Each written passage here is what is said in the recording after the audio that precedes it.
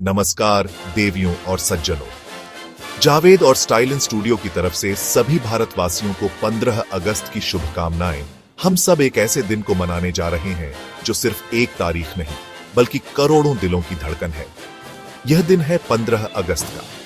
यह वो दिन है जब भारत की आत्मा ने एक लंबी और गहरी नींद के बाद अपनी आंखें खोली थी। यह वो सुबह थी जिसने सदियों की गुलामी की जंजीरों को तोड़कर एक नए भविष्य का सूरज उगाया था।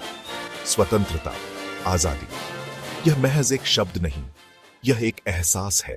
अब हम बात करेंगे उन महान आत्माओं की, उन वीरों की जिनकी वजह से आज हम यहाँ हैं। कंप्यूटर जी, जरा इतिहास के उन सुनहरे पन्नों को हमारे दर्शकों के सामने लाइए। ये कहानी है मंगल पांडे के विद्रोह से लेकर रानी लक्ष्मीबाई की वीरता तक। ये गाथा है भगत सिंह, अशफाक अल्लाह खान सुखदेव और राजगुरु के उस जज्बे की जिन्होंने हंसते हंसते फांसी के फंदे को चूम लिया। सभी धर्मों के लोगों ने देश के लिए कुर्बानी दी है। उन्होंने कहा था, इनकलाब जिंदाबाद।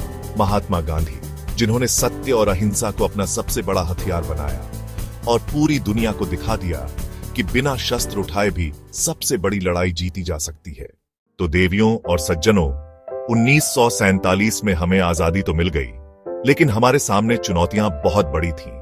उसे फिर से अपने पैरों पर खड़ा करना था। हरित क्रांति ने हमें अनाज के मामले में आत्मनिर्भर बनाया।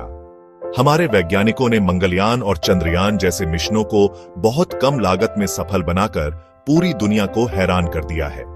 सूचना प्रौद्योगिकी यानी आईटी के क्षेत्र में तो हमने क्रांति ही कर दी है।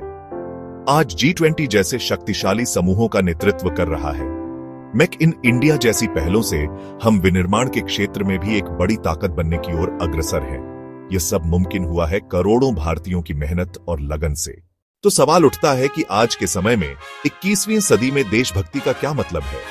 देशभक्ति का असली मतलब है अपने देश के प्रति अपनी जिम्मेदारियों को समझना और उन्हें निभाना।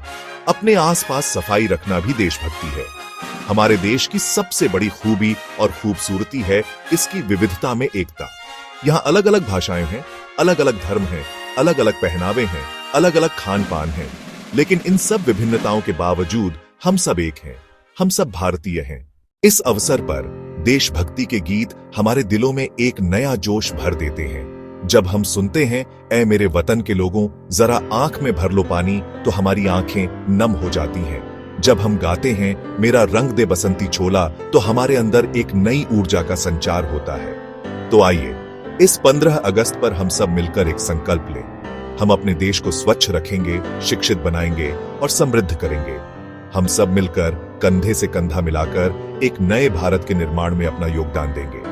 और पूरे जोश के साथ मेरे साथ मिलकर बोलें, भारत माता की जय, भारत माता की जय, भारत माता की जय, वंदे मातरम। धन्यवाद। जय हिंद।